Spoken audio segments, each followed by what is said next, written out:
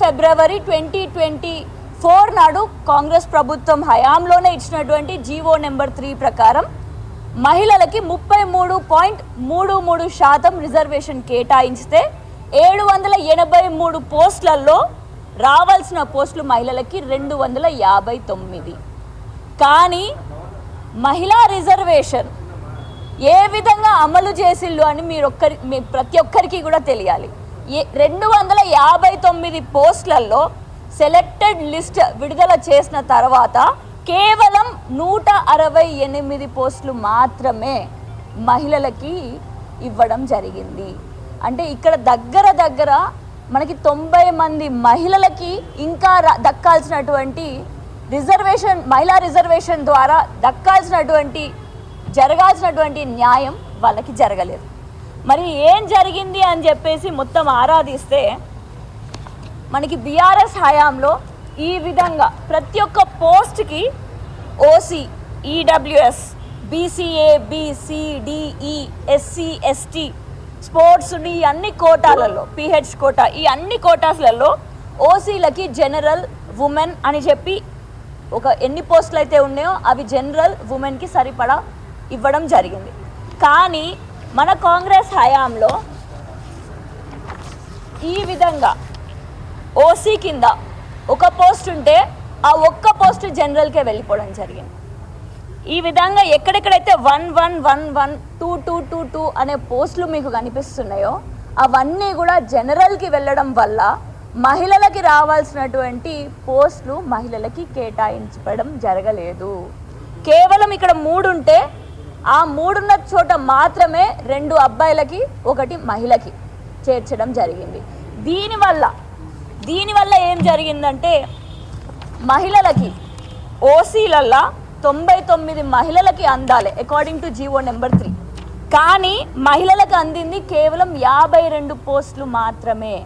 అంటే ఇంకా 47 మంది మహిళలు, దగ్గర 49% మహిళలు ఓసీ కేటగిరీలో అన్యాయం అయిపోయారు. అదేవిధంగా మనం ఈడబ్ల్యూఎస్లో తీసుకుంటే 20 మందికి పోస్టులు, 20 మంది మహిళలకి పోస్టులు రావాల్సింది ఉండే, కానీ ఒక్క మహిళకి కూడా ఈడబ్ల్యూఎస్ కేటగిరీ కోటా నుంచి ఫుల్ఫిల్ అవ్వలేదు. అదేవిధంగా ఎస్సీ, ఎస్టీలలో కూడా ఇంకా 21 మందికి, ఇంకా 8 మందికి ఎస్టీ కేటగిరీలో, స్పోర్ట్స్లో ఇంకా 2కి, పిహెచ్లో ఇంకా 11 మందికి, ఈ విధంగా ఇంతమందికి మహిళలకి రావాల్సింది ఉంది. మరి ఓబీసీ కేటగిరీ కిందకి వస్తే 59 మంది మహిళలు రిజర్వేషన్ ప్రకారం, కానీ ఈ కేటగిరీలో 76 మంది మహిళలకు వచ్చింది. దీనికి కారణం ఏంటంటే రిజర్వేషన్ వల్ల కాదు. రిజర్వేషన్లో ఈ మహిళలందరికీ రాలే. స్పెషల్ రిజర్వేషన్ ఏ విధంగానైతే ఓసీ, బీసీ, ఎస్సీ, ఎస్టీలకి వర్టికల్ రిజర్వేషన్ ఉంటుందో మహిళలకి హారిజాంటల్ రిజర్వేషన్ అనేది ఉంటుంది. అంటే ఇప్పుడు ఒకవేళ ఒక కేటగిరీ, ఒక ఓబీసీ కేటగిరీలో 100 మంది ఉంటే జనరల్గా దాంట్లో తప్పకుండా 33% మహిళలకు కేటాయించాలి. అంటే 33 మంది మహిళలు ఉండాల్సిందే. కానీ రిజర్వేషన్ లేకుండానే ఒకవేళ ఈ 100 మంది మహిళలలో 33 మంది మహిళలు ముందుగానే రిజర్వేషన్ లేకుండానే సెలెక్ట్ అయ్యారనుకోండి, ఈ స్పెషల్ రిజర్వేషన్ అనేది అక్కడ ఇంప్లిమెంట్ చేయడం జరగదు. కాబట్టి ఇక్కడ ఓబీసీలో కూడా జరిగింది మనకి అదే. కాబట్టి ఆ ఒక్క ఓబీసీని ఒక్కటి పక్కకు పెట్టేస్తే మరి మిగిలిన OC, EWS, SC, ST, sports, pH ఈ కోటాలన్నిట్లలో కూడా మహిళలకి 33% రావాలంటే 109 మందికి ఇంకా ఫుల్ఫిల్ చేయలేదు. మరి దానివల్ల 109 మంది మహిళలు ఎట్లాంటి మహిళలు? ఇంట్లో ఉండే కూర్చొని చదివే మహిళలు, పెళ్ళి అయినప్పటికీ కూడా ఏదో ఒక ఉద్యోగం కొట్టాలి అని చెప్పేసి వాళ్ళ భర్త సహాయంతో, వాళ్ళ ఇంట్లో వాళ్ళ సహాయంతో, వాళ్ళు సహకరించకపోయినా పిల్లల్ని చూసుకొని కూడా చదివేటువంటి మహిళలు. ఇంకా ఎలాంటి మహిళలు? పెళ్ళి చేసుకోకుండా కూడా, అంటే నాకు ఏదో ఒక ఉద్యోగం వచ్చిన తర్వాతనే నేను పెళ్లి చేసుకుంటా అని అనుకునే మహిళలు. దానివల్ల ఇవన్నీ పోస్ట్ పోన్ చేసుకుంటూ వస్తున్నారు. ఈ గ్రూప్ 2 పరీక్షలు ఎప్పుడు పెట్టిల్లయ్యా అంటే 2016లో పెట్టిన గ్రూప్ 2 పరీక్షలు మళ్ళా నేడు పెడుతున్నారు. మరి ఒక సమయంలో ఎక్సైజ్ ఎస్ఐ పోస్టులు 2016లో ఉండే, మరి 2024లో ఇప్పుడు వచ్చినటువంటి పోస్టులలో ఎక్సైజ్ ఎస్ఐ పోస్టులు లేవు. అట్లాంటి పోస్టులు ఇప్పుడు టీజీపీఎస్సీని ఆశ్రయించినప్పుడు, మహిళలందరూ ఆశ్రయించినప్పుడు మాకు జరగాల్సిన న్యాయం జరగలేదు, మహిళా రిజర్వేషన్ని అమల్లో చేయలేదు అని చెప్పేసి టీజీపీఎస్సీని ఆశ్రయించినప్పుడు నెక్స్ట్ నోటిఫికేషన్లో మీ పోస్టులు మీరు భర్తీ చేస్తామని అనడం జరిగింది. కానీ నెక్స్ట్ పోస్టులలో ఇప్పుడున్నటువంటి డిప్యూటీ తహసీల్దార్ పోస్టులు, అసిస్టెంట్ మున్సిపల్ కమిషనర్ పోస్టు, అట్లాంటి ఎన్నో పెద్ద పెద్ద పోస్టులు అప్పటికి ఉండేయా తెలియదు.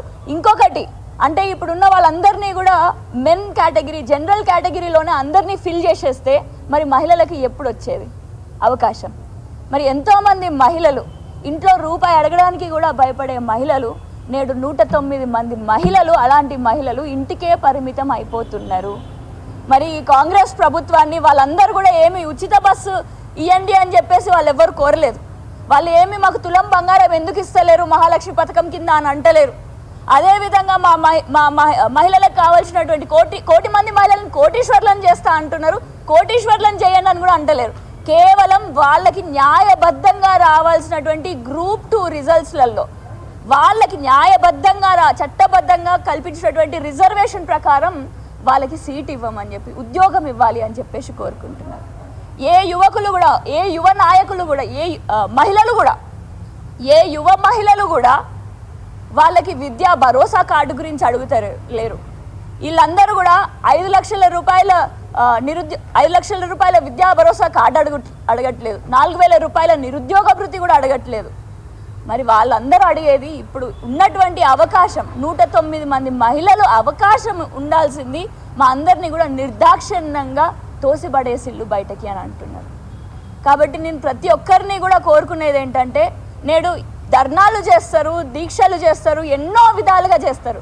కానీ ఒకసారి ఒక మహిళ నాకు ఫోన్ చేసినటువంటి మహిళలు ఆదిలాబాద్ నుంచి, సిర్పూర్ నుంచి, అలా ఎక్కడెక్కడనో రాష్ట్రం నలుమూలల నుంచి నాకు ఫోన్ చేసి పరిస్థితి దాకా రూపాయి పెట్టుకొని వచ్చే పరిస్థితి లేదు అని అన్నారు.